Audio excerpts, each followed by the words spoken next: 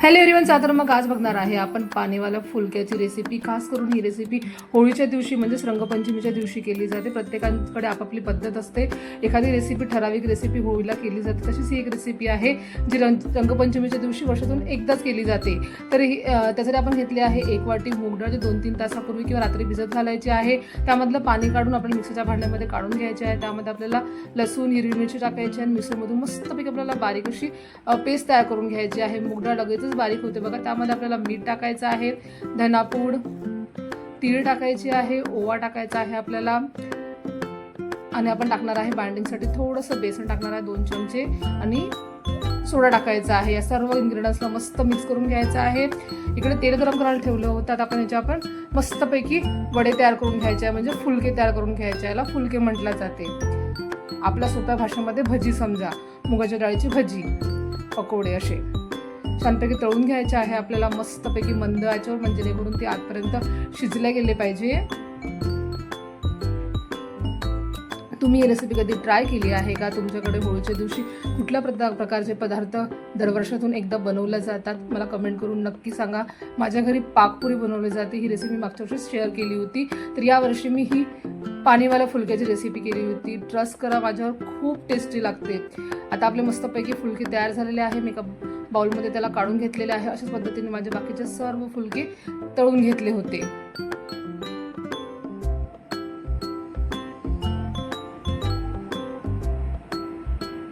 पाणीपुरी आणि पकोड्याचं कॉम्बिनेशन आहे। तुम्हाला जर पाणीपुरी आवडत असेल तर ही रेसिपी नक्की ट्राय करून बघा, खूप जबरदस्त लागते। मला फार आवडली होती ही रेसिपी। मस्तपैकी फुलके तयार झालेले आहे। आता आपण लगेचच वळूया आपल्या पाण्याकडे। आपल्याला जसं पाणीपुरीचं आपण पाणी करतो घरी, तसंच आपल्याला पाणी करून घ्यायचं आहे। त्यासाठी आपल्याला थंड पाणी घ्यायचं आहे, बर्फाचं मस्तपैकी फ्रीजमधलं, आणि बाकीचे इन्ग्रेडियंट्स मी जवळच घेतलेले आहे।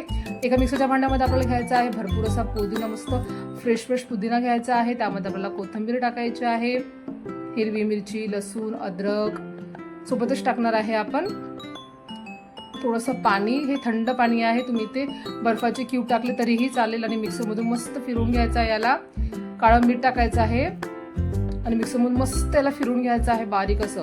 आता थंड पाण्यामध्ये आपण तयार केलेलं सारण टाकायचं आहे, आणि त्यामध्ये टाकणार आहे आपण पाणीपुरी मसाला। त्यामध्ये सर्व इन्ग्रेडियंट्स असतात। मी एव्हरेस्टचा पाणीपुरी मसाल्याचा वापर करते। पाणीपुरी मसाला टाकायचा आहे भरपूर, मस्त मिक्स करायचं आहे।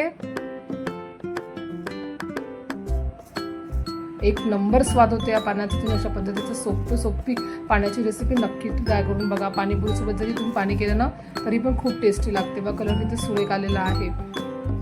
मस्त मसाला आपल्याला मिक्स करून घ्यायचा आहे। त्यामध्ये पिळायचं आहे आपल्याला लिंबू। आंबटसाठी आपण लिंबू पिळणार आहे। याऐवजी तुम्ही चिंचेचा कोळ टाकला तरीही चालते। चिंच भिजत घालून त्याला मिक्सरमधून फिरून मस्तपैकी श्रावण्यामध्ये टाकायचं आहे, किंवा तुम्ही लिंबाचा रस टाकला तरीही टेस्टला परफेक्ट होते। आता हे मस्त रवीने आपल्याला मिक्स करून घ्यायचं आहे। रवीचाच वापर करायचा आहे ह्याला। परफेक्ट पाणी तयार झालं आहे। फ्रीजमध्ये आपल्याला ठेवून द्यायचं आहे, गार करायचं आहे। ज्यावेळेस तुम्हाला फुलके खायचे आहे त्यावेळेस तुम्ही आवश्यक तेवढं पाणी घ्यायचं आहे। त्यामध्ये आपल्याला बारीक कट केलेला कांदा टाकायचा आहे। आवश्यक तेवढे फुलके केले आहे आपण ते टाकायचे आहे। कोथिंबीर टाकायची आहे मस्तपैकी, आणि थोडेसे चिली फ्लेक्स टाकायचे आहे यामध्ये।